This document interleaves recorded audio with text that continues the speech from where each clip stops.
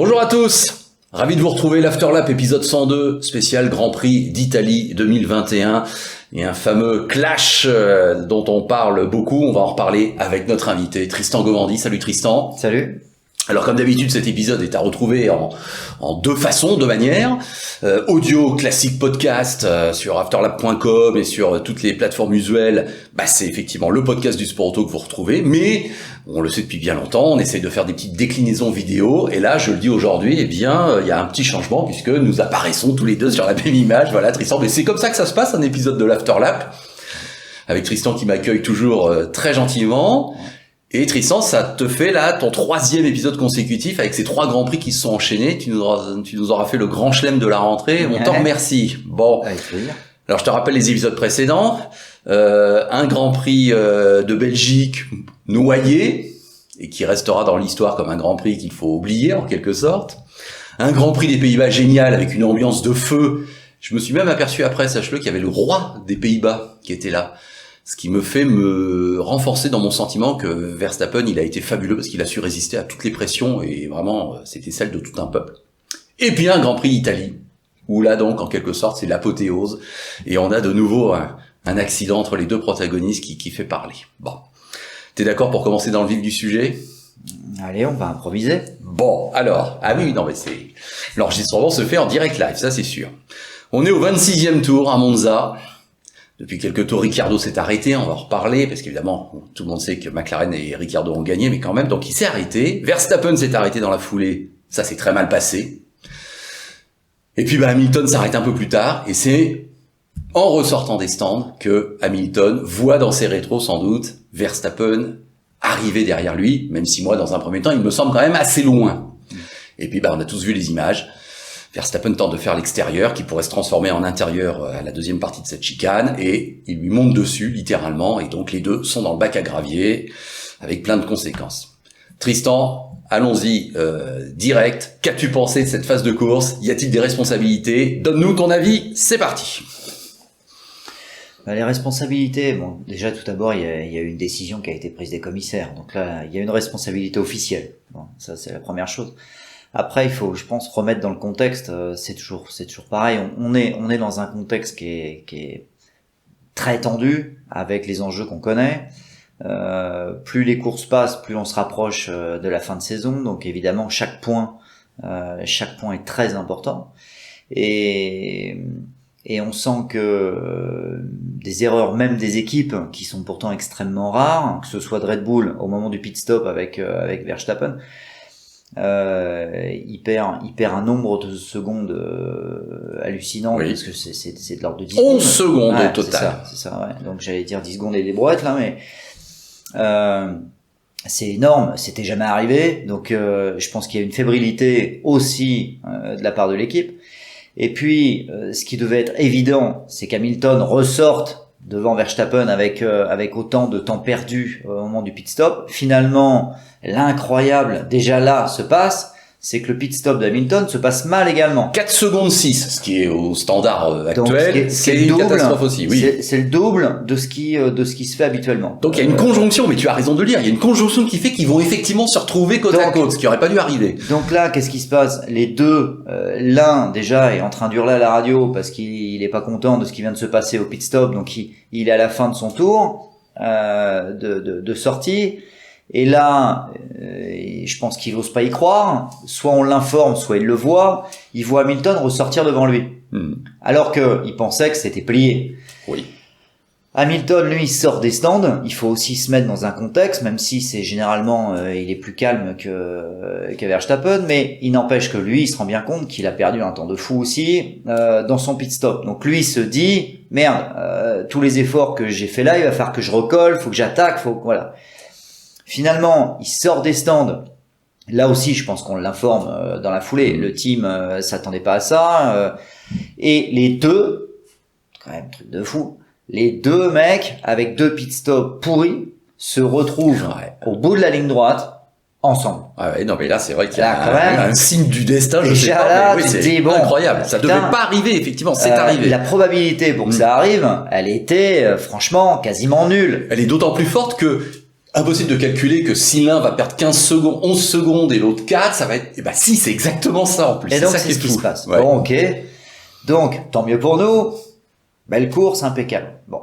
Il n'empêche que les deux loustics sont dans un état psychologique extrême dans leur tête. Et les deux se disent, mais comment je vais faire? Et là, ils se retrouvent. Hamilton a quand même l'avantage, clairement, au freinage. Alors, même si on dit largement, mais largement, on parle au moins de 5-10 mètres quand même. Les deux vont freiner très tard. Enfin, il y en a un qui va freiner particulièrement tard quand même. Alors moi, je fais partie de ceux qui ne s'attendaient pas à ce que Verstappen arrive à pratiquement se mettre à la hauteur. Je dis bien pratiquement, parce qu'il l'est pas à la hauteur, faut pas exagérer. Mais il arrive quand même. Oui, il m'a surpris. Là, il me dit, il y arrive presque, quoi. Et je pense que et personne s'y attendait. Et Hamilton non plus. Donc, à aucun moment d'ailleurs, il arrive à se mettre côte-côte. Non. Et à un moment donné, ça, quand même, il est toujours en retrait. Il est toujours derrière, oui. Mais ne serait-ce même que d'aller se mettre à côté, ou quasiment côte-côte, là déjà, j'allais dire physiquement, techniquement, Hamilton a freiné hyper tard, laisse beaucoup de vitesse dans le premier. Lui, il s'engage à faire l'extérieur, mais c'est clair. Enfin, après, chacun son avis, mais ça me paraît assez clair qu'il fait une manœuvre. Je pense qu'il en croit pas ses yeux quand il voit Hamilton sortir devant lui. C'est malgré tout serré. Il se dit, il sort des stands, il a pas le droit de crosser la ligne blanche qui va assez loin à Monza. Oui, c'est vrai. Donc il se dit, et c'est vrai que il a quasiment une porte ouverte sur le côté gauche, mais enfin une porte ouverte 10 mètres derrière, quoi. Donc il se dit, c'est lui, il doit prendre une décision comme tous les mecs, ils prennent une décision en une fraction de seconde, et lui il se dit, j'y vais. Voilà, point. Et on sent qu'à un moment donné, on connaît Verstappen, oui. Il est obligé d'y aller. Il a pris la décision à un moment donné d'y aller. Bon. Voilà, coûte que coûte. Voilà. Et donc il y va. Oui. Et là, t'es comme moi, tu te dis, ça passera pas. Bah non, mais jamais de la vie. Voilà. Non, mais jamais de la vie. À partir du moment où il prend la décision d'y aller, c'est foutu. Jamais de la vie. Ou alors il aurait vraiment fallu qu'Hamilton soit safe, la fleur au fusil, en train d'aller chercher la baguette, quoi. Voilà. C'est impossible. Non, mais. Bah oui. Donc l'autre, il se rend bien compte. C'est certain que les deux mettent de la vitesse. Enfin, Hamilton est clairement devant. Lui, il veut essayer l'externe. Donc, en plus, pas sur la bonne trajectoire. Bon, je veux pas dire que c'est dégueulasse, mais bon, forcément, c'est quand même moins facile. Et le Hamilton, qu'est-ce que tu veux qu'il fasse? Non, mais franchement, l'autre, il est en retrait.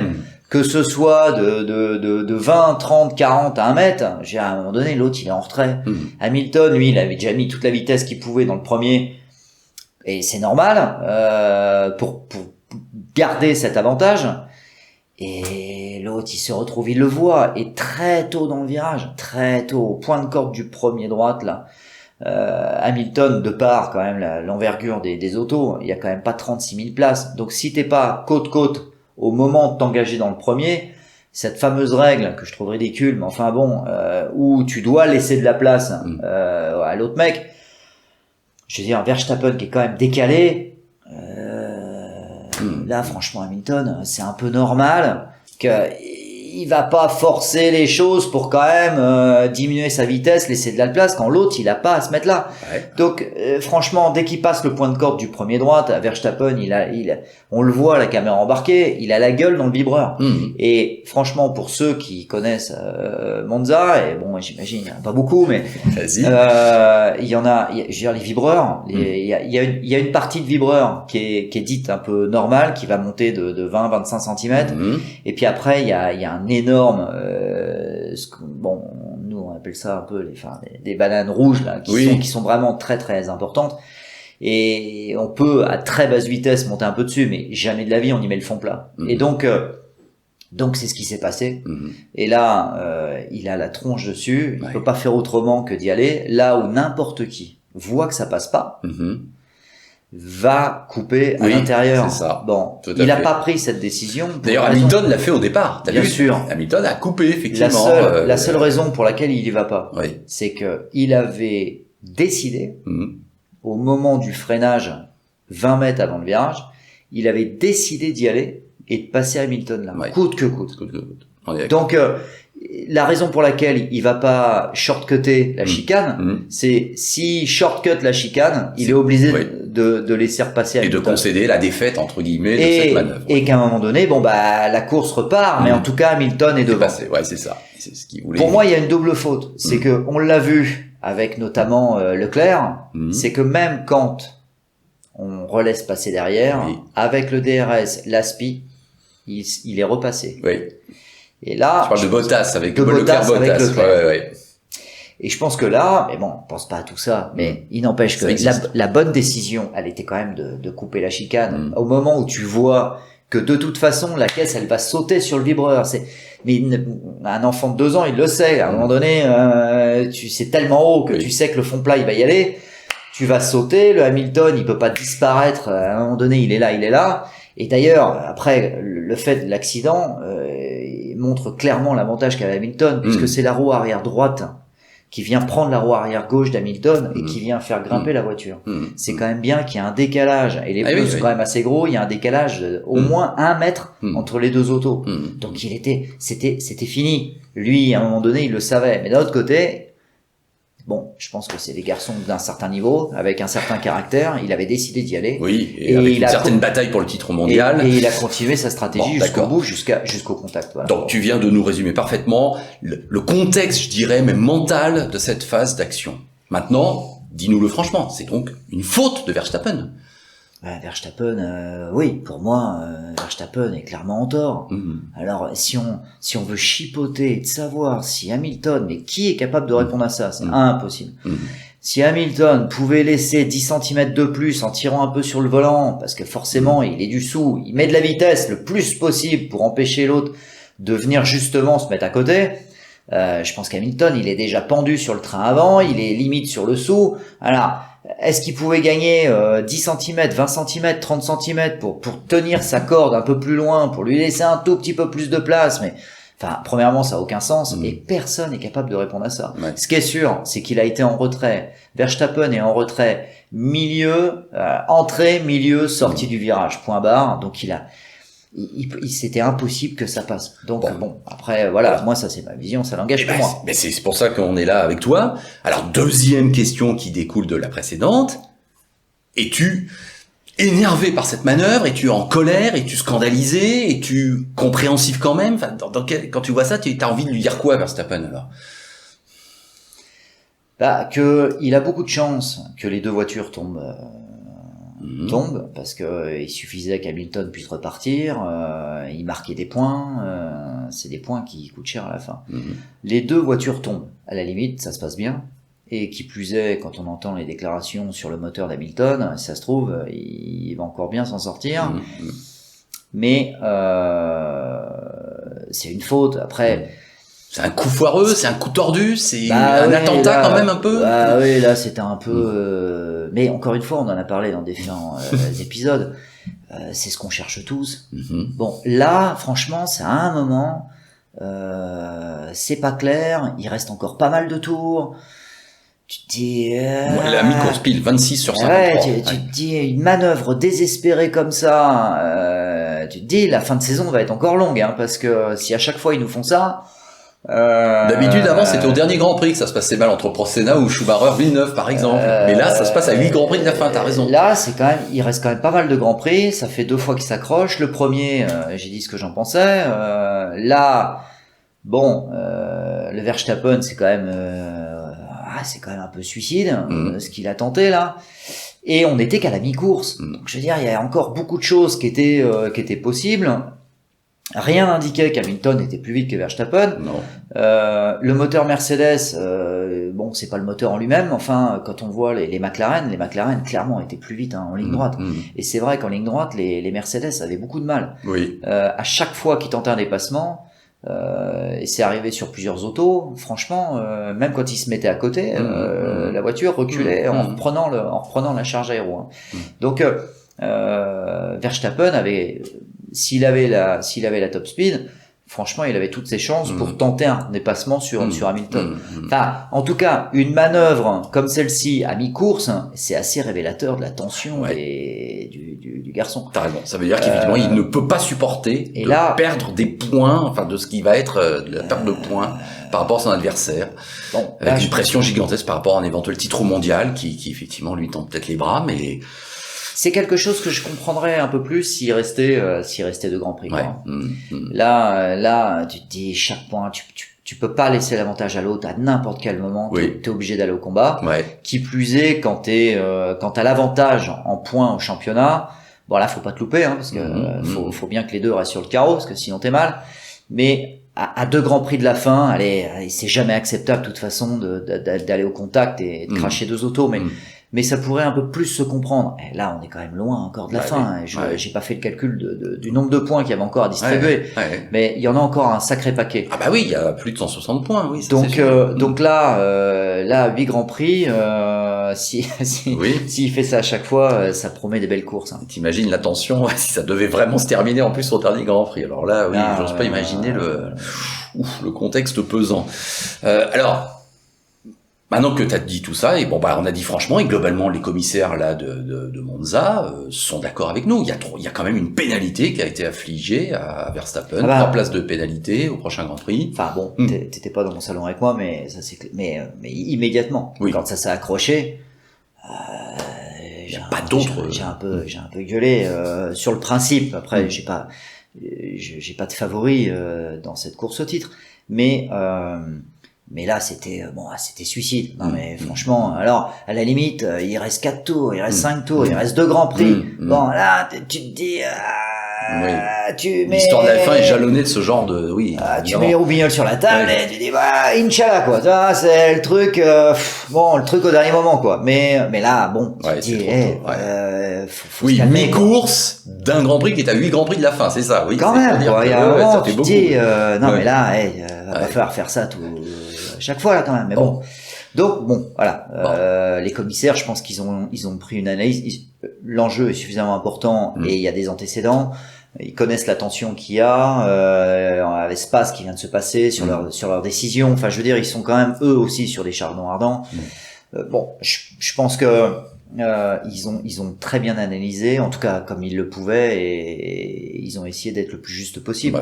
Leur décision, de toute façon, la décision des commissaires, c'est celle des commissaires et elle est pas discutable en théorie, mais je suis là complètement d'accord avec eux là. Alors, dernier aspect de cet accrochage, c'est l'image qu'on a à un moment donné d'une roue de Verstappen qui vient quand même taper le casque d'Hamilton. Alors est-ce que effectivement rétrospectivement ça te fait un peu frémir, ou est-ce que quelque part bon faut pas paniquer non plus, mais enfin bon c'est vrai qu'on se dit il y a peut-être eu un peu de danger physique pour Hamilton, non? Ah non mais dès qu'il y a un accrochage et qu'il y a une voiture qui sort, de toute façon en sport automobile il y a un moment donné il y a un danger quoi. Bon là c'est une zone très très lente, il n'empêche qu'une voiture qui va sauter sur l'autre en monoplace c'est jamais bon. Après, le grand débat, le halo, bon, de toute façon, personne s'en plaint, il n'y a pas de mauvaise visibilité, il y a, voilà, donc il y a, de toute façon, c'est une bonne chose, point barre, et il n'y a pas à discuter de ça. Maintenant, est-ce que ça lui a sauvé la vie? Moi, j'aime pas trop ce genre de discours, parce que ce qui vient de se passer là, ça arrive 100 fois par an en monoplace, ça s'accroche, et pourtant, bon... parce que là évidemment on voit la roue et tout, mais il y a tout le train arrière de la voiture de Verstappen. Si à un moment donné il n'y a pas le halo, elle descend, elle va tomber sur le côté, il y a le fond plat qui va être sur l'arceau de la voiture, enfin bon, elle est estimée que ça a sauvé la vie d'Hamilton pour aller rentrer encore dans de la dramaturge comme ça, bon. Oui. Je suis pas c'est un en peu, désaccord avec toi. ça devient un peu lourd. Bon, ok, très bien. Maintenant, il est vrai que bon, ça l'a quand même. L'autre, il a pris un coup sur le coin du robinet. C'est jamais bon. Il y a quand même des vertèbres et tout. Bon, de toute façon, c'est dangereux. Après, oui. Non, mais c'est clair, c'est dangereux. À un moment donné, il y a des ralentis où on voit une belle image où quand même. Hamilton tête baissée avec la roue dessus. C'est clair que ce qui est en déduction de ça, ça a été ma première réaction. Et là, j'avoue avoir été stupéfait. Et c'est là que, alors, soit Verstappen est un immense connard, ce qui n'est pas à exclure, et il est comme ça. Ou je préfère privilégier la deuxième pensée, qui pour moi c'est, je trouve grave parce que quelle que soit la baston qu'on peut avoir, c'est qu'effectivement Verstappen a sa voiture sur la tronche d'Hamilton. Oui. Hamilton est toujours dans la voiture. Oui. De l'extérieur comme ça, on peut pas juger. Non. d'Hamilton Oui. et de savoir s'il est ok à 100%, s'il y a une douleur, s'il y a quoi que ce soit. Et Verstappen, il sait très bien ce qu'il a fait. D'ailleurs, s'il était un peu énervé, il serait allé dire 2 mots à Hamilton pour lui dire quelques gentillesses. Ouais. Il passe à côté. Ouais. Il regarde Hamilton. Oui, il y a un coup d'œil, effectivement. Et il se casse. Et il se casse. Sans se poser la question. Dire, bon, bah, il y a le sportif, c'est une chose. Mais je trouve que n'importe quel, pour moi, grand champion, spontanément, naturellement, tu vas d'abord, naturellement, sans avoir autre réflexion de quoi que ce soit, naturellement voir l'autre pour dire, est-ce que t'es ok? Et une fois que le mec t'a dit, je suis ok, tu peux après lui dire, va te faire enculer. Voilà. Non mais. Donc oui, tu fais partie de ceux qui pensent qu'il aurait dû aller se pencher sur Hamilton. Ou, et ça m'a choqué. Ouais, d'accord. Ça m'a vraiment choqué. Parce que là, tu te dis, dis donc. C'est sans pitié, oui. Gamin, c'est même pas. Non mais je veux dire, le sans pitié, il doit être sportif. Il le fait, il tente un truc, il s'accroche, les 2 caisses sont dans le bac. Bon, ça c'est sans pitié. Là, tu te dis, ok, d'accord. Non mais là, il y a la partie sportive, il y a la partie, là les mecs, ça y est, les 2 caisses sont dans le bac, c'est fini. Là, la course, c'est la fin, là. Ça y est, on arrête là. Bon, tu descends de la caisse, un minimum, tu vas t'assurer que l'autre, est-ce que ça va, tu vois. Et puis après, si tu veux, tu lui en colles une un peu dans le casque, effectivement. oui, tu lui montres que tu es bon, content. Mais tu as fait le geste pour aller au moins un peu tu as vérifié. Ouais. Parce que lui, il descend de la voiture, il n'y a pas de commissaire, il n'y a pas de machin. On sait rien, Enfin, on voit que imaginons qu'il y ait, quoi que ce soit, qu'Hamilton, il soit touché aux vertèbres, j'en sais rien, oui, effectivement. Ça, par contre, c'est quand même un truc, que je trouve quand même sacrément gênant. Humainement, c'est un truc sacrément gênant. D'accord. Ça me regarde, encore une fois. Mais c'est dit. Voilà. Pas de langue de bois dans l'Afterlap avec Tristan Gomandi et on te remercie pour ces avis pertinents et assumés. Et je crois honnêtement qu'on ne sera pas foncièrement en désaccord avec tout ce que vient de dire Tristan.